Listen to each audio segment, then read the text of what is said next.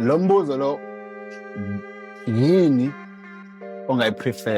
preferably high paying job, less time with your family. Normal job, average job, more time with your family. More time with my family. Okay, we see you.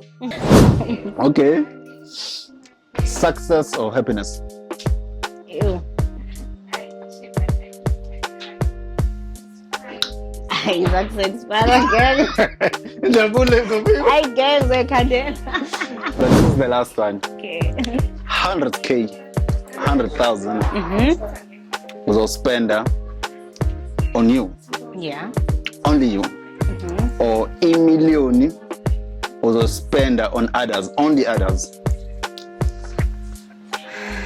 Ngasali nashintsha mina A kancane. million was a spender on others, others only. But 100K on you. Which one would you prefer? Ay, shame.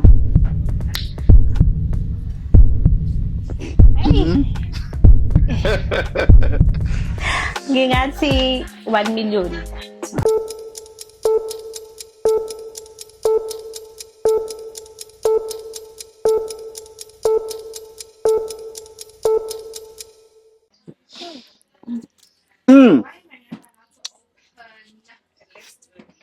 For starters, unjani? Siqale lapho. Unjani? Emoyeni, physical, unjani?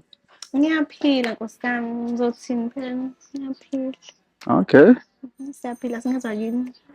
Kufani, ngiyajabula ukuthi ugcine wafika. Yeah. Ngiyakwazi ukuthi umuntu omataso. Yeah. Ngikhumbula uma ngikufonela a month ago, Yes. already ubunama-plans kule nyanga le. Yeah. So ngumuntu omataso. Bathi-ke siyabonga ukuthi uJehova phambili wahlele usuku lethu sabonana. Welcome to Relevance Money Respects. Thank you. But before siqale, we just like sizoqhafaza ama-eyes yabo, break some eyes yabo. We just wanna see ukuthi ukuzini kahle kahle aside from uhwebo. Okay, lower game lays this or that yabo. You get to choose one thing. Okay. Only one. Okay. I'm optional too. All right. Winter or summer? Winter. Motor wins? Okay. Home cooking or going out? Going out because I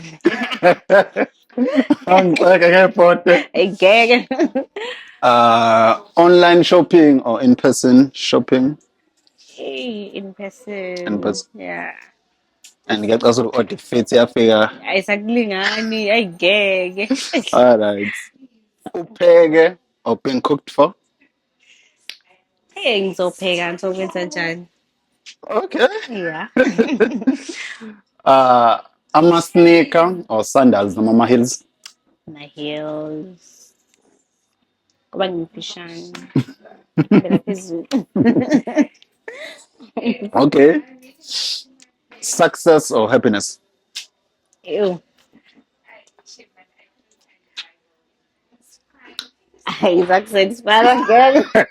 I guess I can't. Indoor gym or outdoor gym? Indoor. Indoors vibes. Yeah. Okay. All right. Lo mbuzo lo yini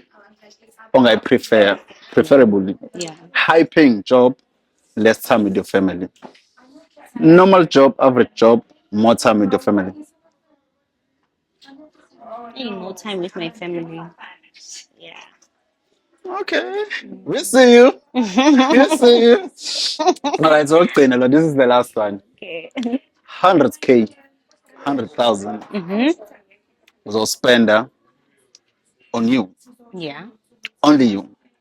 Or a million was a spender on others, only others. Ngasali nashintsha mina kancane. A million was a spender on others, others only. But 100K on you. Which one would you prefer? Ay, shame.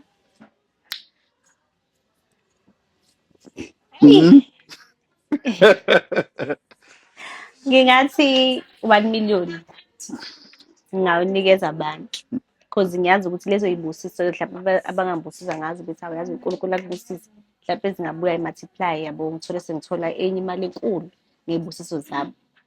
This is so profound. Ngiyayithanda indlela ocabanga ngayo. Yes. This is so profound. All right. Welcome to Relevance Money Respect. Nobuhle, Lioness. That is a bold statement. Yes. You do izinto eziningi. Yeah. You're welcome to Ed. I'ma break it down. Yeah. You have Ikwabuhle collections, right? Yes.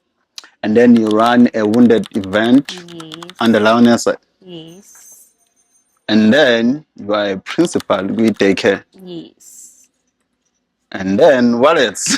Because the list is long. Oh, okay. Bese ngiphinde ngibe i-face of some salons here around. Yes. Open the way promotes. Yes, I'm a promoter. My goodness. Yes. Okay. But before we dive deep in my question, we need the assurance ukuthi umuntu okubukayo ethola that thing ukuthi no, ngoba ngizolalela i-information esuka kuNobuhle. Ngabe i-ghost? Do you consider yourself a ghost? Hey, angisiyo i-ghost bese ngiyake akhona ama-ghost. Give yourself a credit. Give yourself a credit. Angisiyona cause angakafiki la ngifisa ukufinyelela khona cause I'm still dreaming yabo. Okay. Like ngisaphupha and ngiyabona ukuthi angakafiki I'm not even that close ngisakude yabo but khona socela sifikile. All right. Yeah. I'll give you that ukuthi i-ghost. As much as you're still dreaming, la ufuna ukufika khona, but you are a certified ghost. Given ukuthi uyibiza nge-Lioness, because a queen of a jungle nje. In simple words, ibhubesi rules the jungles. Ne? We both Right. You are a queen, so given that, ibhubesi alikho ngisho big njenge-ndlovu, alikho lito njenge-giraffe, Yes. alikho faster than each other. It's just because liyibhubesi. Bubesi. How you carry yourself, how you Yes. just move, you strategize. Yes. That's his Lioness.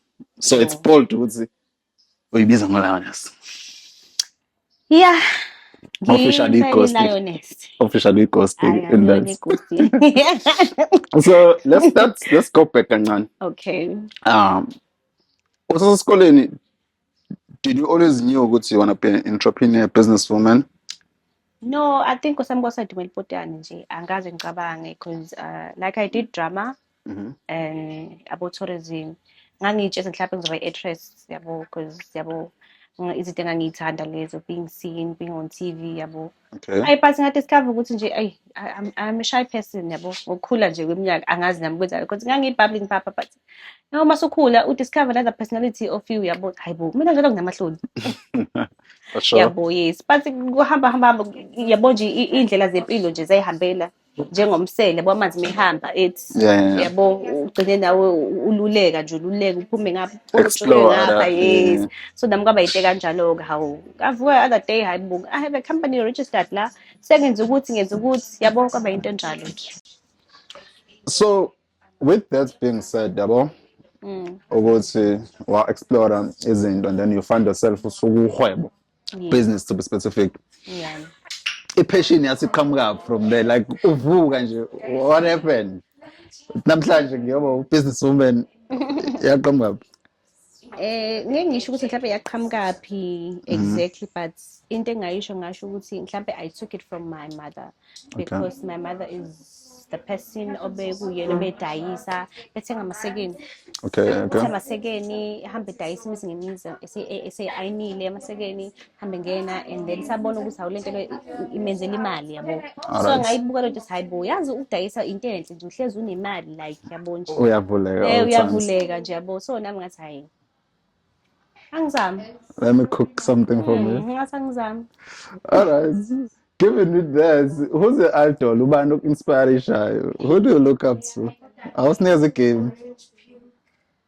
Hey, mina ngathi uma angifuni ukusho umuntu engamazi. Okay. Ngoba njengamanje, usuthi umuntu i-role model yakho umbone ngoba nakho kunezinto ezinhle azenzayo. Kanti awazi ukuthi khona umuntu behind zonke lezi zinto lezi. Thina sesiyazi-ke manje ukuthi.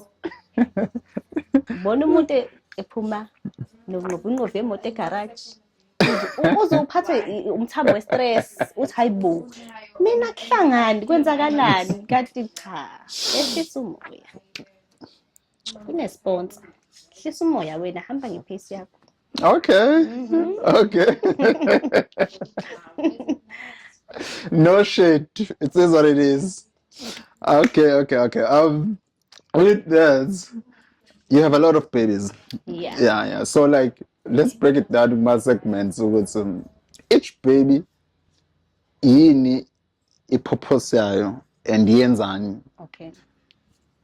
Okay, ngizoqala nge The Wounded Lioness. The Wounded Lioness iyasuka ngenxa yezimo zempilo engadlula kuzona, and then I identified myself as a lioness, yabo. And then ngokuhamba kwendlela a lioness was wounded, yabo. So ngase ngaqala this thing yokuthi singabantu besifazane singahlangana kanjani sizikhotha amanxeba because of izinto ezadlula kuzo. But the Wounded Lioness event ayisho ukuthi I am still wounded. It is the healed version of me yokuthi I've healed. Okay. Yes, I've healed. So ke iyona event esuke ikhona yeli esuke izohlanganisa somabhizinisi kanjalo nabasebenzayo sizosikhotha amanxeba singabantu besifazane sinikezana amandla nje nethemba. Secondly bese kuba i-Fanobuhle collection. Ngicabanga ukuthi I started ngama-weave, ngadayisa ama-weave, namanje ngisabadayisa and sneakers, and I added ama-collections aka-beauty and health products because abantu bayagula la Yeah. So yes, ngafuna into ezosiza abantu ukuthi belapheke bebe right, yabo. Yeah. So izinto ekanjalo because ngavele ngathi collection because angifunanga ukuyilimita ngithi okay bese kuba Siyomethemba Daycare. So Siyomethemba is my second name. So Umam was the one who registered an NPO wathi izoba Siyomethemba Daycare. But ngenxa yokuthi Uma is a busy person now befundisa esikoleni, like you cannot run an NPO usebenza yabo futhi abe uthisha esikoleni. So I was like, Ma, the NPO girl, where is the NPO? It says NPO, then sayihambisa kwa-DSD na education. Sathola ukuthi the NPO si-expire ishishile. So I took the NPO, ngayirana, sashintsha ikomiti and changed everything. Ngathi ma, we're gonna make this work. Okay. Like, I'm gonna make this work. Like khuluma iphomisi. That's enough. Ngathi izosebenza le NPO manje asuba nephepha elizohlala lingasebenzeli thina, yabo. For sure. So I took the NPO game ngagijima because like izinto enjengo-daycare zifuna ukhuthale because kuyahanjwa kakhulu, uyahambela kakhulu, musufuna i-sport uyahambela kakhulu, musufuna like ukuthi ube fully registered kahle ukwazi ukuthi yabo ungene ngaphansi kwa-education kufanele ukuthi ukhuthale. Ube compliant. Yes.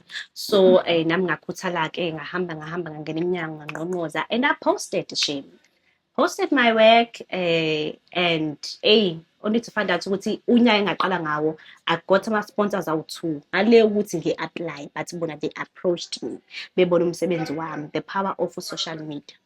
They saw mina ngangizenzela ama-vlogs nje ekuseni, like ama-vlogs ngiyifunzela ingane iparishi ekuseni ngizenzela ama-meals siyifundisa sidansa yabo dlala ibhiki izinto ey'kanjalo. So bengifonela-ke umuntu oqala ngifonela, I remember it was Transnet, i-port wase-Richards Bay. They called and they said yes. Transnet.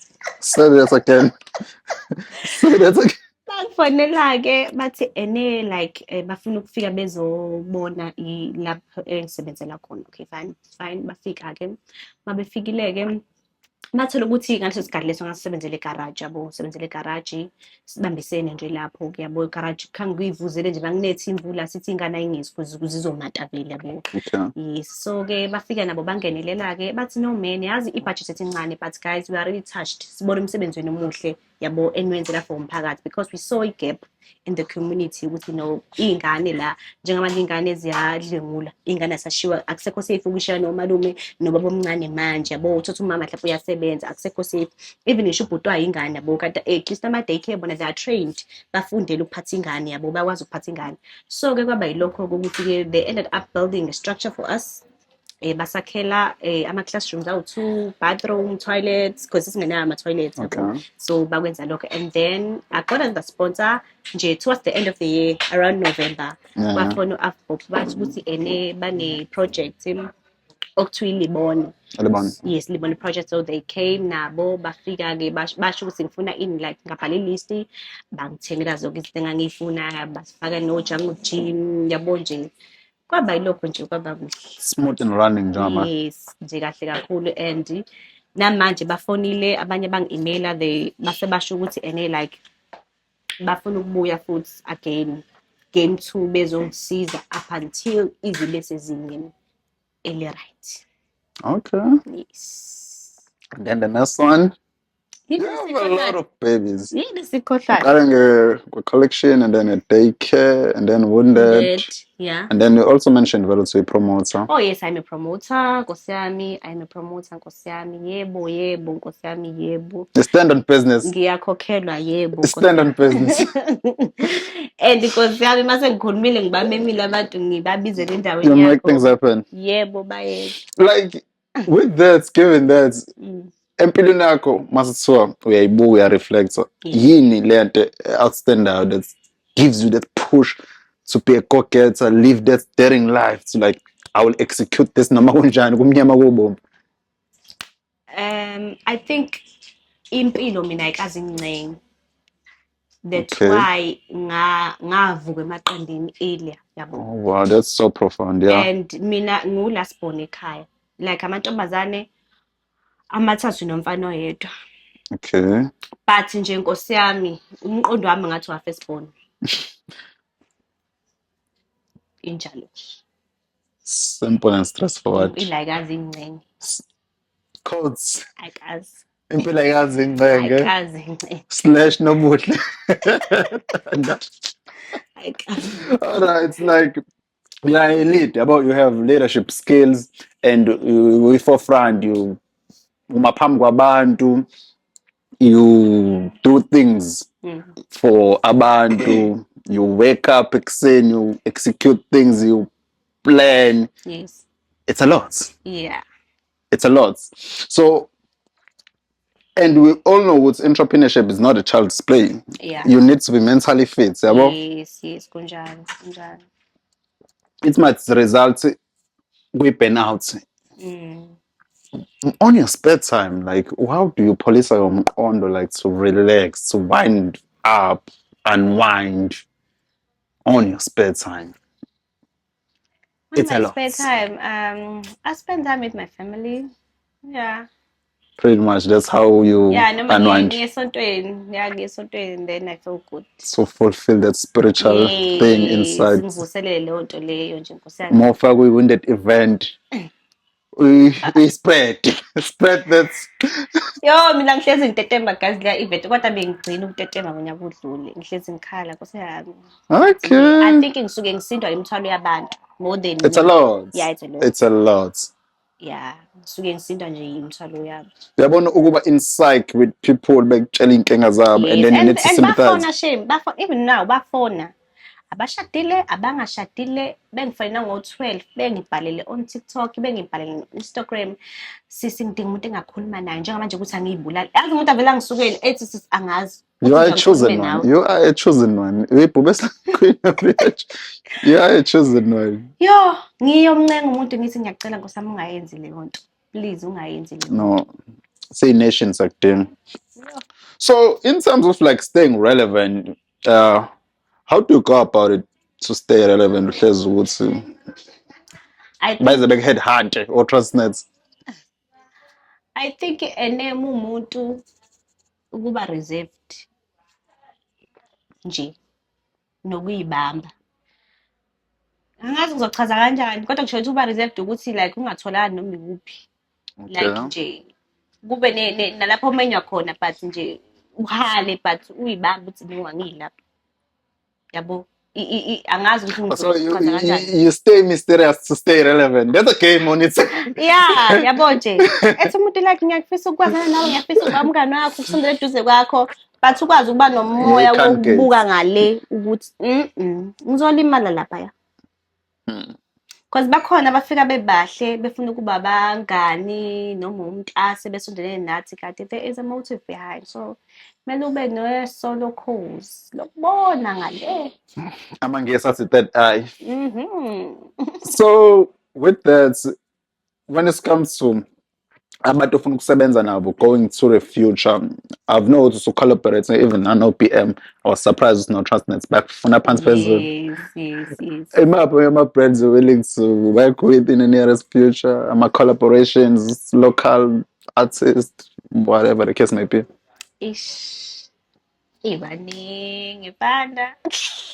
Alithi ngizobala ngithini baningi shame. On the list, And osekuqaleni, sekuqaleni.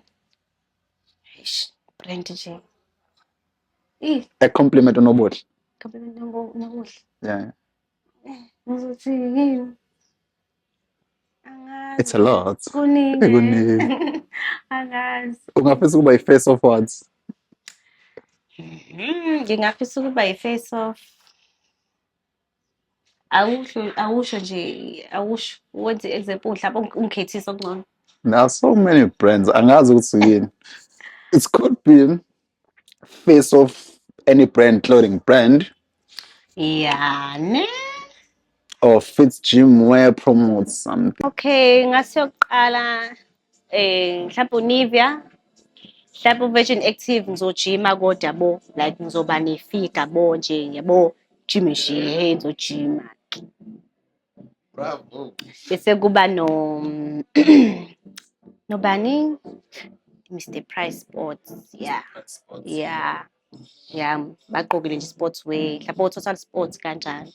Yeah. The gym wear line yakhona. Yeah. Do you exercise? Hey, ngiyibone phethu ube ngiyasithola isikhathi yabo. Ngabe ngiya-exercise. Yeah, we talk siyazi isikhathi sakho. Six masala we. Yeah, but ngizoqala shame. Ngizoqala. So when it comes to imali, money is saga inamagama amaningi lento. Yeah. When you can kindly find the attached invoice below. Would you recommend ukuthi umuntu wesifazane or someone who's looking up to ukuthi ebe a businesswoman is something like and living sustainable? Yeah. Isibabonile kakhulu osomabhizinisi abesifazane nabesilisa. Abaphumelele through the power of having a business, yabo. Then ukuhlala kumsebenzi ka 6 to 6 yabo, 9 to 5 yabo. 6 to 6. Serious one, that's one. Serious one? Serious one. Oh, okay. 6 to 6. Kuyadependa phela. Yeah. Nasenkampanini kaSawoti lapha kuthiwa bangena u6. Manje And that ngesazi. pays the bills. Ne? Do it, Right? it works for you. Yes. If you wanna venture outside, do you recommend entrepreneurship? Yeah, kakhulu. It does work for you. Kakhulu, yeah, kakhulu. Ngiyakutshela. Lapha napha ungena ngesikhathi sakho. Uphuma ngesikhathi sakho lapha. Akekho umuntu okutshela nje manje ukungena. Isikhathi sokuthi. Okay namanje. Hayi akutshela ke lapho ke isaka le green buff anihlezi unalo ngoba ziyakhala ke lapha. Hayi. Saka. Adingakala. My. So where your options? Yes. You wanna isaka grandpa or Martin get 35 from Nandi? Yabona? And futhi fanele ulindele ukugxekwa ukuze uzokhula. Business lakufundisa ukuthi khona uzokugxeka. Sebencoma bonke vela afike nethi hawu kahle nibonini. Angazi ngisize ngalutho nalonto leyo nje just for control. Hey, ukugxekwa nje fanele ukulindele but kuyakukhulisa as a person. Yabo ungaku-offend. Business woman or businessman nje fanele ukujabulele lokho ukuthi yes uyakhula. Yes. Futhi ibhizinisi likufundisa like ukuxolisa. Ufunda nje ukuxolisa. kubantu because ulokhu uqolisile nje usebhizinisini because amaphutha yabo ayenzeke here and there but nje uzozehlisa yabo khande ubudlelwane obu-strong nama-customers akho buba right. Customer relation. Yes. Business etiquette. So keep it we need to do another one. But Yeah. like in terms of like respect, when it comes to respect, as you know, in business, Yes. do you feel like when it comes to officials, could be sponsors, people you work with, people you need to meet, to get this enough respect as you know both in business? Do you feel like women do get that in business? The respect that's I'm not respected in this. Mina Officials I respect office in a meeting. Uyabona umuntu ukhuluma ngokuthi uyangihlonipha or awulutho. I think mina ngiyingane like you can see baby face awingane yabo but but mentally, yes yabo but nje ahead of time. yes but nanomuntu indlela nawe umu-address ngayo nawe uzokuphatha ngayo yabo awukwazi yabo ukulindela ukuthi yabo nawe Do you get the respect? yeah cause nkosiyami uma ngifika nkosiyami esipesini somuntu like ngiyahlonipha sawubona niyaphila siyaphila nkosi yami yebo bengisacela bakithi yabo nje into The kanjalo feeling is mutual. You give, yes you get. yes what you give That's what it is. is what you get. Well, sure. So in closing, what is the advice you have for me? I'm a customer that needs to buy. I'm a customer that needs to sustain those that are buying from your own service you render and products, Yes. and in general, in women holistically, advice on them. Ngasho nje ukuthi nkosi yami musuke udila nami nje suke udila nomuntu ngisho athiwa khona iphutha elenzekayo umuntu okwazi ukuyibuyisana nomuntu yabo umuntu owaziyo ukuphatha i-customer kahle yes umuntu okwazi ukuxolisa nomuntu owaziyo ukuthi i-customer lona ehlezi le-right nofisa ukuhlezi ekhanda ubudlelwane obuhle nobu-healthy nama-customers akhe because abelungu bami labaya hey I cannot hey abelungu bami labaya ngibathanda ukuya nokubuya. Any advice you have for a woman in Okay. particular? Kubantu besifazane ngingathanda ukugqumezela ukuthi abasukume bezimele bezikhandle bekhahlela ingubo nje khahlela ingubo yabo lento yokuthi yes lento yokuthi usalala 8 hours wena angithandi khahlela leyo ngubo leyo ngoba mulele nezinto zakho zizolala That's it. Ghost Zumano Bana, case closed. From me, advice on there's nothing much. Just keep rowing. Yes. We want to see in the jungle. Yes. Taking so okay. Yeah, go get her. Go get her. Nje. The sky's the limit. Stay relevant. Yebo. So the low money. Yes. Akukho kunye. Stay humble. Stay humble. Out.